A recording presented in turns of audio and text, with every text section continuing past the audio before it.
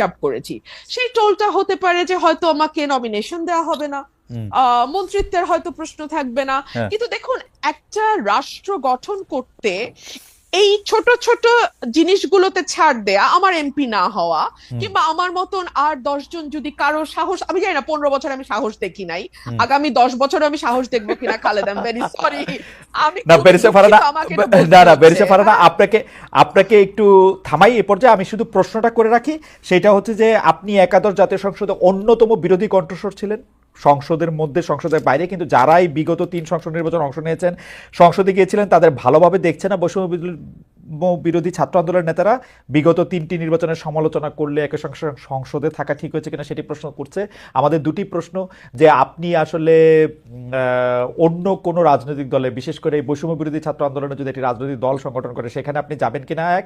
আর দুই হচ্ছে যে আপনি